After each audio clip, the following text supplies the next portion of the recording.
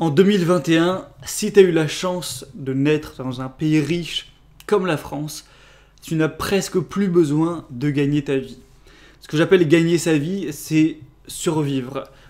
C'est remplir ses besoins primaires, ses besoins de survie, donc avoir assez d'air dans ses poumons, avoir de l'eau en quantité suffisante, avoir de la nourriture en quantité suffisante, avoir un toit, un abri pour te protéger du vent, de la pluie, de la neige, du froid, avoir quelques habits pour te vêtir, et on pourrait rajouter avoir des soins en cas d'accident, en cas de maladie, mais ça c'est principalement remboursé par l'État, donc on ne pourrait même pas le compter dans ce qu'on a besoin pour gagner sa vie. Donc ça c'est les besoins de base. Après toutes les autres dépenses comme s'acheter un sac Louis Vuitton, aller au cinéma, s'abonner à Disney+, s'acheter des nouvelles fringues à la mode, partir en vacances, s'acheter un ballon de foot, et on pourrait prendre 1001 autres exemples de dépenses, acheter des goodies sur Amazon, etc. Tout ça, c'est du lifestyle. On l'achète pour avoir un meilleur lifestyle, pour le confort, mais c'est certainement pas un besoin. Si jamais on t'enlève les goodies Amazon, Netflix, les nouvelles fringues, les sacs Louis Vuitton et aller au cinéma, bah tu vivras, juste tu auras plus ce confort-là que tu avais avant. Mais bref, c'est certainement pas un besoin pour vivre. Et du coup, quand on prend que l'essentiel de ce qu'on a besoin pour gagner sa vie, on se rend compte que on est arrivé dans un monde où on a tellement réussi à être productif en termes de combien tu travailles en temps par rapport à ce que ça te rapporte en quantité de nourriture, en richesse. Ça a complètement explosé depuis plusieurs siècles. C'est-à-dire qu'avant, tu étais, je sais pas moi, au Moyen-Âge ou encore plus avant, tu travaillais toute la journée juste pour survivre, hein, pour avoir un toit et du pain pour bouffer et de l'eau. Et aujourd'hui, si tu veux juste du coup de quoi survivre, tu peux travailler quelques années au SMIC et c'est tout. Voilà. Donc on va voir ça tout de suite aujourd'hui en explication, et je fais cette vidéo pour vraiment rétablir une sorte de vérité par rapport à tout ce qui est argent, pauvreté, parce que tu as tous les médias qui vont te dire alors attention, avec le Covid, on a eu plus de 100 millions de personnes qui sont passées sous le seuil de pauvreté, il y a plus de 11% de chômage en France, ça va mettre jusqu'à 2024 de rétablir un taux de chômage comme il y avait avant, la France souffre, la France a peur, la France est pauvre, etc. Alors que c'est des grosses conneries. Oui, il y a des pays qui sont pauvres sur la planète, mais c'est certainement pas la France, et non, même s'il y a eu le Covid, les Français sont pas pauvres, c'est du gros délire, c'est n'importe quoi. On va rétablir un peu ça, parce que le problème des médias, c'est que j'en ai déjà souvent parlé, en parlant de gagner sa vie, eux, ils veulent la gagner leur vie, hein, ils veulent la gagner le mieux possible, c'est une entreprise, c'est un business comme un autre, et ils sont prêts à toutes les méthodes légales pour pouvoir arriver à leur fin, donc ils vont pas juste faire des articles sains sur l'actualité, ils vont essayer de prendre tout ce qui va rapporter le plus d'argent, donc le plus de trafic sur internet. Donc ils vont utiliser les titres à couleur, voire mensonger, parler de potins, utiliser à outrance le biais de négativité, parler de crimes, de violence, de peur, de pauvreté, de risques, de maladies, de personnes qui est blessée, qui est morte, presque que des mauvaises nouvelles. C'est pour ça que je trouve ça extrêmement malsain de continuer à suivre les médias aujourd'hui. C'est plutôt des chaînes YouTube comme la mienne ou comme plein d'autres qui font du bon contenu ou alors des livres, etc. Mais les médias, ça devrait, selon mon point de vue, appartenir au passé, à part pour vraiment les informations importantes.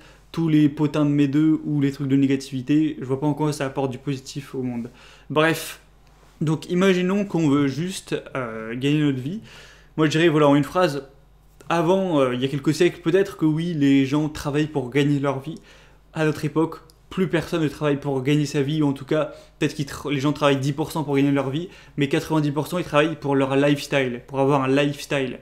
Gagner sa vie, on l'a dit, c'est eau, nourriture, toit, et lifestyle, c'est tout ce qui va en plus, vacances, acheter des trucs sur Amazon, des machins, s'abonner à Netflix, s'acheter des fringues Louis Vuitton, du parfum, des crèmes, des je sais pas quoi, s'abonner à une salle de sport, et on pourrait faire une liste longue comme un immeuble de 800 mètres. Bref.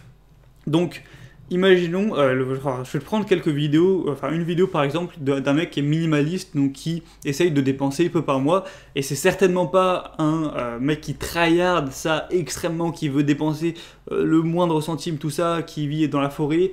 C'est un mec normal qui vit près de Bordeaux, qui est étudiant tranquille, qui vit, qui bouffe à son aise. C'est pas un mec qui essaie de battre un record du monde, quoi. C'est juste un mec qui est minimaliste, point barre. Donc je suis pas de mauvaise foi à prendre les plus gros extrêmes. J'aurais pu très bien le faire, mais je prends un mec normal, juste qui est minimaliste. Tu peux voir sa chaîne YouTube d'ailleurs, hein, ça s'appelle Julien EK, il me semble. Je te mets un screenshot de la vidéo, hein. Où en gros il explique toutes ses dépenses, il les liste une par une et il montre qu'il arrive à vivre avec 650 € par mois en comptant toute sa vie, hein, le loyer, le forfait téléphonique, la mutuelle, machin truc, la bouffe. Et voilà, il dit qu'il vit avec 650 € par mois. Bien entendu, il y en a plein qui vivent avec moins. Et bien sûr, l'écrasante majorité des gens qui vivent avec beaucoup plus. Donc voilà, on a ce chiffre, on va dire, de 650 € par mois qui est accessible à n'importe qui. Il y a juste à enlever toutes les dépenses de merde, avoir un appart correct. Donc lui, il me semble qu'il paye quand même 450 € de loyer, donc c'est pas non plus rien, ou 430. Donc c'est un petit studio correct, hein, c'est pas non plus un taudis. Tu bouffes, tu manges, tu prends des aliments simples, t'achètes pas d'extra et c'est bon, tu vis avec 150 € par mois. Les gens qui te disent oh putain, mais c'est trop dur de vivre avec un SMIC, c'est ceux qui veulent vivre dans la capitale et personne t'a demandé de vivre à la capitale. C'est pourquoi t'as pas à vivre dans la capitale en fait. Tu peux le vouloir si c'est un luxe en fait, mais personne t'oblige à vivre à Paris. Tu peux très bien vivre à Saint-Étienne, en Provence, où tu veux, et là, tu n'auras pas de loyer à 2000 balles ou je sais pas quoi. Donc ceux qui habitent à Paris, c'est pas un contre-argument en fait. C'est comme si je te dis « Oh mais moi je vis sur un yacht, donc c'est pas facile. » Bref. Et puis après, ceux qui ont fait des enfants, encore une fois, t'es pas né avec des enfants dans les bras. Les enfants, tu les as créés, c'est ta responsabilité. Tu peux pas dire « Oh mais moi attends, j'ai 6 enfants. » Bah oui, mais c'est toi qui les as créés, les 6 enfants. Donc c'est un choix personnel. C'est comme si moi je te dis oh mais attends, tu te fous de ma gueule, moi j'ai une Lamborghini que je paye 4000 balles par mois. Bah oui, mais je suis pas né avec la Lamborghini. C'est des choix personnels. Donc bref, imaginons qu'on a besoin de 650 € par mois. Donc au final c'est pas mal, hein. Au final ça fait la moitié d'un SMIC. Ça veut dire que pour gagner sa vie, entre guillemets, même si comme je l'ai dit là, il prend quand même du confort, c'est pas non plus un exemple drastique. Il faudrait travailler au SMIC à combien, un peu moins de 20 heures par semaine. Tu fais un 20 heures par semaine, donc tu travailles 3 jours par semaine en gros, et ça te fait, je pense, au SMIC environ 650 €. Bien sûr, si t'es pas au SMIC, que tu gagnes plus, ce sera beaucoup moins, mais on va prendre encore une fois, pour ne pas être de mauvaise foi, le SMIC. Donc SMIC, 650 € par mois, ça te fera de travailler à mi-temps tout simplement, donc déjà on est pas mal. Par rapport aux gens au Moyen-Âge qui travaillaient, je crois, dans les 80 heures par semaine pour juste gagner leur vie. Là, en travaillant 20 heures à peu près, et un travail sûrement beaucoup moins pénible, tu peux la gagner. Sauf que le but, c'est pas de rester locataire toute ta vie. En faisant juste quelques années d'économie, donc imaginons que tu commences à travailler, tu as 18 ans, tu prends n'importe quel taf au SMIC, on s'en fout, tu gagnes donc 1200 à peu près, et tu dépenses 650, ça veut dire que déjà, tu peux mettre... Alors que bon, en restant en 35 heures, hein, tu pourrais très bien travailler plus, travailler de nuit, travailler 44 heures, etc. Et même faire d'autres trucs, mais bref. Donc ça veut dire que tu peux mettre 600 € par mois de côté. Donc voilà, 600 € par mois, ça veut dire que tu peux mettre, on va arrondir, 6 000 € par an de côté. Ça veut dire qu'au bout d'environ 3 ans, tu as 20 000 € de côté, presque 20 000 €. Et en fait, il faut comprendre que si ton but dans la vie c'est juste d'être libre et de survivre et que tu t'en bats les couilles du confort, tu peux trouver des appartements, des petits appartements en Provence à 20 000 € en fait. Je te mettrai des screenshots, je suis allé regarder vite fait tout à l'heure sur Se Loger, un site qui répertorie plein d'offres. Et vers La Guiole, vers Saint-Étienne, en Provence, dans la Creuse, machin truc, tu retrouves des petits appartements qui sont certainement pas luxueux, mais qui sont loin d'être des taudis, à 19 000 €. Je te montrerai 2 screenshots là que j'ai pris comme ça, 15 mètres carrés, 24 mètres carrés, voilà. Donc ça suffit pour vivre dedans, ça te protège du vent, ça te protège de la neige, ça te protège de la pluie et du froid. Donc tu peux vivre dedans, 20 000 €. Donc ça veut dire que tu as travaillé 3 ans, tu as épargné 3 ans, hop, pas de prêt, machin truc, tu t'achètes un petit appart, en Provence bien sûr, 20 000 €. Donc c'est bon, déjà le loyer, tu le dégages. Alors oui, je crois que tu devras payer la taxe d'habitation et la taxe foncière, je sais plus exactement. Mais oui, tu devras peut-être payer peut-être 1 000 € par an d'impôts de posséder un bien immobilier, mais c'est pas non plus énorme. Et du coup, tu fais le calcul. La personne que j'ai prise, qui avait fait une vidéo sur ses dépenses, qui dépense 650 € par mois, il mettait 430 par mois de loyer. Donc si on lui enlevait ce loyer et qu'il avait été propriétaire, il aurait plus eu qu'à dépenser que 220 € par mois. Et donc, ça veut dire que une fois que tu as fait ces 3 ans de SMIC, tu peux, à présent, ne vivre plus qu'avec 220 € par mois. Et là, ça veut dire que tu travailles l'été, voilà, tu travailles juillet-août, ça te fait 2400 €. Ça fait environ 200 € par mois, du coup. Et c'est bon, quoi, tu gagnes ta vie. Ça veut dire que, voilà, sans être un érudit, hein, en étant n'importe quel plouc de smicard, il finit le lycée, il a 18 ans. Il vit minimaliste avec 600 € par mois. Il travaille 3 ans, il met 20 000 balles de côté. Il achète un petit appart en Provence. Ensuite, je sais pas, il se démerde pour travailler l'été, ou il y a plein d'autres solutions. Par exemple, il peut travailler en freelance, faire quelques petites heures par semaine par-ci par-là sur un ordi, à faire je sais pas, de la traduction, remplir des tableaux Excel, ou un petit travail vraiment pas très compliqué en freelance. Et ça lui permet de survivre. On aurait pu parler de plein d'autres possibilités, hein. Il y en a qui partent en Asie du Sud-Est pour vivre avec 200 balles par mois, plus rapidement, plus facilement. Il y en a qui trouvent des moyens de mettre des revenus passifs, etc. Donc bref, il y a plein de solutions.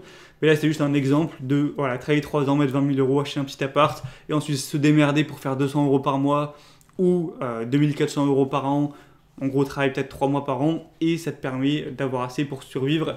Et je le répète une dernière fois, j'aurais pu être de mauvaise foi, prendre des exemples extrêmes de mecs qui vivent dans un petit taudis en colocation, qui mangent que du riz, tout ça, et eux, on peut arriver à la liberté complète bien plus rapidement.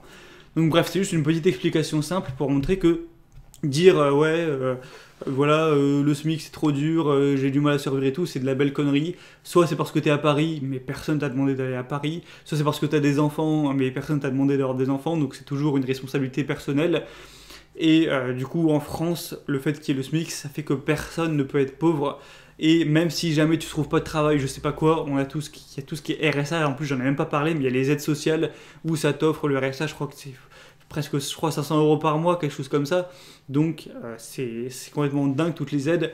Donc aujourd'hui, je le répète, tous les gens travaillent pour leur lifestyle, à moins qu'ils ne l'aient pas remarqué, mais non, ils ne travaillent pas pour survivre, en tout cas 10-20% c'est pour survivre, tout le reste c'est que du lifestyle, c'est partir en vacances, s'acheter des luxes. Faut savoir qu'un smicard aujourd'hui, il est beaucoup plus riche que Louis XIV, qui à l'époque était considéré proportionnellement hein, comme le roi soleil, le roi qui avait tout, qui était dans Versailles et tout. Un smicard aujourd'hui en France est plus riche que Louis XIV, donc c'est vraiment pour illustrer ce que je voulais dire dans cette vidéo. Donc il n'y a plus d'histoire de pauvreté en France, on est un pays riche, il n'y a pas de pauvreté, même pour les smicards, tout ça. On travaille tous pour notre lifestyle, pour se payer des restos, des fringues, des conneries, des jeux d'argent, tout ce bullshit. Donc c'est pas à prendre tellement au sérieux. Et je pense que ça peut te permettre peut-être de souffler par rapport à ça pour les personnes qui sont au lycée, qui ont peur de louper leur bac ou de rater leur attitude ou qui savent pas ce qu'ils veulent faire plus tard. Que voilà, tu joues pas ta plus grande survie, etc. Que c'est pas à prendre, voilà, tu risques pas la mort en fait, hein. Au final, la plupart des gens ils travaillent juste pour un lifestyle. Au pire, ce que tu peux perdre, c'est oui d'avoir un lifestyle, mais jamais tu vas mettre ta vie en danger en ratant des études, en ne trouvant pas de travail, etc. Donc ça peut te permettre, je pense, de souffler un peu à ce niveau-là, parce que quand tu suis les médias, que tu as les profs qui te disent que c'est très grave de rater son bac et tout, tu peux être biaisé dans ta tête par rapport à ça. Mais du coup, est-ce que le message de cette vidéo, c'est de te dire ah bah du coup, vas-y, travaille 4 ans au SMIC, au moins de 18 à 22 ans, ensuite tu achètes un tout petit appart, un patelin dans la campagne, et du coup, t'as plus qu'à travailler l'été ou n'importe quand, ou alors même toucher le RSA ou j'en sais rien, et tu pourras vivre libre, et t'auras pas de lifestyle, mais t'auras plus à gagner ta vie, et tu passes tes journées à manger du coup des pâtes, à faire de la méditation, à faire de la musculation au poids du corps, je sais pas, peut-être à lire des vieux livres qui coûtent pas cher. Ou alors, oui, tu peux te payer un abonnement internet et avec internet, tu t'occupes facilement toute la journée, ou tu vas te balader, ou j'en sais rien, t'écris, bref, il y aurait plein de choses possibles à faire quand même. C'est pas du tout le message que je veux apporter, sinon, c'est ce que je serais déjà en train de faire au final, hein. Moi, je pense que si je me démerdais, je pourrais m'acheter un petit appart tout pourri quelque part, et je pourrais ne plus jamais travailler, machin truc, mais c'est clairement pas ce que je veux faire passer, parce que c'est clairement pas le message que je veux faire passer, parce qu'en fait, pour l'avoir plus ou moins vécu, vivre libre mais pauvre, ça rend pas nécessairement heureux. Par exemple, quand j'étais en Thaïlande, bon, je faisais les vidéos sur cette chaîne YouTube, mais je sais pas si on peut vraiment appeler ça du travail. Surtout qu'à l'époque je gagnais quasiment rien. Et bien au final j'étais libre, c'est-à-dire que voilà, j'étais avec ma copine de l'époque dans un petit mobil-home en Thaïlande. On allait bouffer, on allait à la salle de sport, on se baladait, on visitait l'île, etc. On vivait libre. Mais est-ce que c'était super cool? Est-ce que j'étais super heureux? Alors au début forcément quand tu découvres que t'as pas à travailler, que tu vois les paysages et tout, t'es hyper content, t'as du plaisir, mais plus le temps passe, plus la réalité te rattrape et en fait tu ressens pas mal de points négatifs à oui être libre mais ne pas travailler. Il y a l'ennui, il y a le fait de se sentir insatisfait. Je sais pas si tout le monde le ressent, c'est mon expérience personnelle, mais moi, tu me mets 6 mois comme ça à rien glander et à me dire je suis libre, bah, je vais finir par me faire chier, par me sentir mal parce que je suis improductif, parce que je branle rien, parce que j'avance pas, parce que j'apporte pas en fait ma pierre à l'édifice de la société, donc je me sens un peu comme voilà, une larve inutile. C'est aussi pour ça, je pense que plein de gens qui sont au chômage, au final, sont pas du tout heureux, sont même parfois malheureux parce que ils ont cette pression. C'est pas comme s'ils étaient rentiers ou des écoliers en vacances, c'est qu'ils ont cette pression subconsciente. Au final, j'avais une vie sociale pauvre puisque pas de travail. Eh bien, bah, en Thaïlande en l'occurrence, hein, j'avais pas d'amis sur place, machin, donc je parlais presque avec personne, hormis ma copine qui était partie avec moi, tout ça. Donc tout ça aurait été encore plus, ça aurait été une grande solitude. Et pareil, tu vas vivre dans un petit appart à 25 000 euros ou moins pour vivre tout seul en marge de la société et ne pas travailler, bah, tu vas peut-être grandement te sentir seul, donc il y a le côté social qui prend un coup, et forcément si tu es pauvre, bah, tu peux pas vraiment te faire plaisir au niveau du lifestyle. Donc pour toutes ces raisons, je pense pas qu'une vie libre comme ça, moi en tout cas personnellement, ça me rendrait heureux. Donc c'est clairement pas ce que je te conseille de faire. Je voulais juste te montrer que c'était possible au cas où, et que quand on parle de vie professionnelle, t'es pas en train de risquer à être sous un pont et à crever la dalle. T'es juste en train de risquer d'avoir, est-ce que j'aurai un haut lifestyle ou est-ce que j'aurai pas de lifestyle? Mais c'est vraiment pas à se prendre la tête, à se gâcher la vie. Il y en a qui, je me rappelle hein, au lycée, des gens qui avaient une boule de stress énorme par rapport au bac, ou des gens, voilà, ils ont un entretien d'embauche où ils ratent leurs études, ils ont un stress énorme. Et on est au 21e siècle, la vie elle est facile, la vie elle est hyper facile. On n'est plus au temps où si jamais tu foirais un truc, tu te faisais bouffer par des loups le soir. Faut vraiment se détendre et ne pas se bouffer le bonheur et sa santé pour des conneries comme ça, alors qu'on est dans un monde aussi simple qu'aujourd'hui, qu'on est dans un pays riche, dans l'ère la plus riche de l'humanité, de l'histoire de la planète Terre, quoi. Donc je dirais que faut continuer à travailler, mais gagner sa vie, c'est vraiment quelques centaines d'euros par mois. Faut surtout travailler pour apprendre, parce que forcément quand tu travailles tu dois souvent soit utiliser, bon si c'est un travail physique ce sera ton physique, mais tu travailles aussi tes méninges si c'est un travail un minimum intellectuel, donc c'est toujours sain je pense d'avoir une activité cérébrale. Donc si jamais tu travailles pas, je pense qu'il faudrait se l'imposer soit en jouant aux échecs, soit en lisant des bouquins, mais au bout d'un moment être une larve au niveau mental c'est vraiment pas sain, donc ça te permet d'utiliser ton cerveau comme un moteur de voiture qui s'utilise avec le temps, bah, ça te permet d'utiliser tes capacités cognitives et physiques si c'est un travail physique. Donc c'est ça en fait, ça pour la santé à long terme, donc c'est intéressant.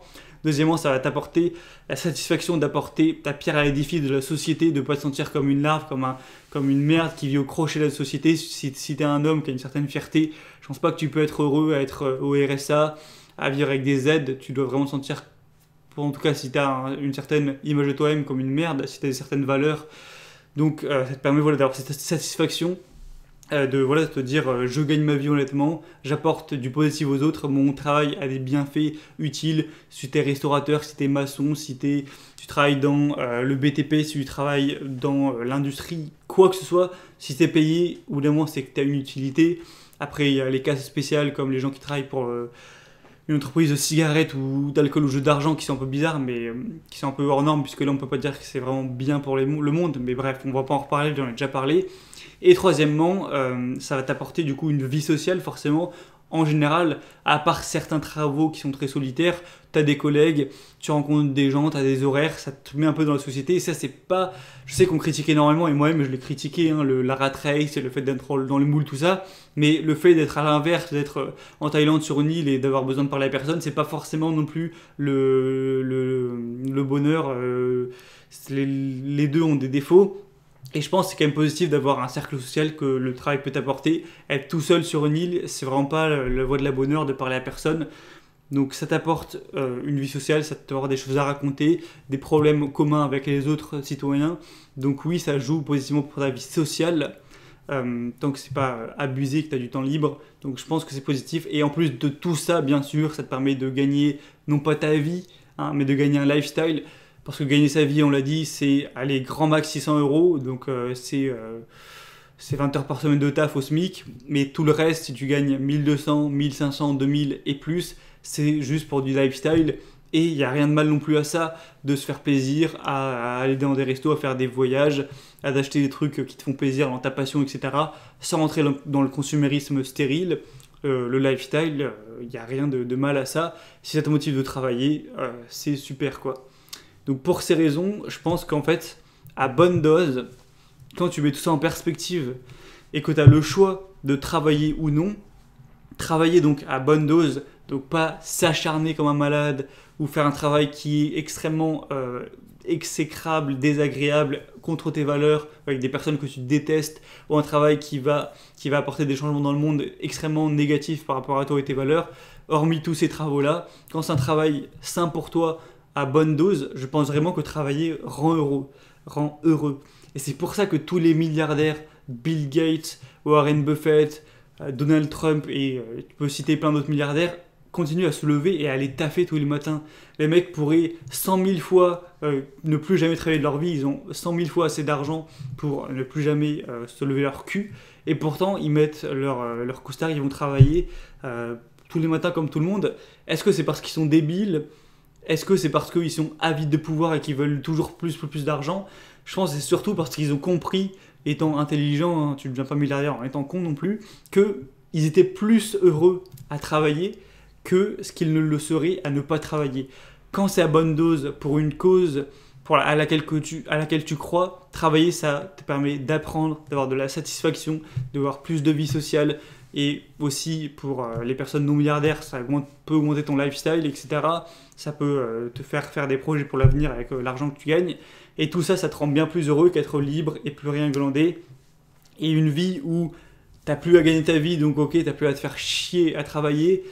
On peut penser quand on l'imagine que c'est un rêve et qu'on serait hyper heureux de vivre ça, mais en fait, on se sentirait sûrement seul, on se sentirait sûrement inutile, on se ferait sûrement chier, on aurait sûrement ce manque d'un lifestyle de pauvre où on peut presque rien faire, donc c'est un grand manque de liberté, même si on est libre en temps. Et donc même si on est libre en temps, tous ces inconvénients, je pense que ça ferait qu'on ne serait pas vraiment heureux à vivre une vie de moine. Donc travaille, mais ne te dis pas je travaille pour l'argent, pour gagner ma vie, sinon je vais mourir. Non, tu travailles pour ton lifestyle, pour apprendre, pour te satisfaire, pour apporter ton édifice au monde et pour aussi ta vie sociale. Voilà, c'était juste une petite vidéo que j'avais envie de faire aujourd'hui, parler un petit peu de tout ça. C'est vrai que ces derniers temps, je parle beaucoup d'argent, de vie professionnelle sur la chaîne, mais bien sûr, je vais parler d'autres choses, peut-être reparler un peu de relations hommes-femmes dans les semaines qui arrivent. D'ailleurs, si tu as un sujet sur lequel tu aimerais avoir mon point de vue ou un sujet de vidéo que tu aimerais que j'aborde, les commentaires sont faits pour ça. En ce moment, je ne savais pas trop de quoi parler, donc si tu as une envie, n'hésite pas à le mettre, il y a des chances que je le fasse prochainement. Et j'espère que cette vidéo aura pu t'apporter certaines choses. Moi, à l'époque où j'étais un peu stressé, j'étais avec un pote, on allait au lycée tous les matins en tram et voilà, on marchait. On discutait de tout ça en mode oh putain, si jamais on rate le bac, etc. Et on se faisait des plans sur la comète à se dire bon, ben, on achètera une tente à Decathlon, on l'installera. S'il faut, je sais pas, peut-être on devra faire des vols ou je sais pas quoi. Bon, c'était quand j'avais 16 ans. On rigolait à moitié sur ça, mais on le pensait un peu.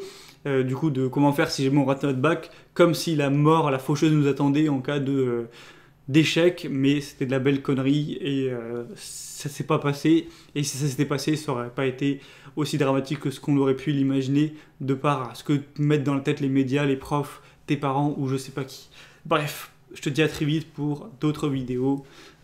Aujourd'hui en 2021, on ne travaille plus pour gagner notre vie. On est une nation extrêmement riche, extrêmement prospère. On travaille seulement pour avoir un haut lifestyle.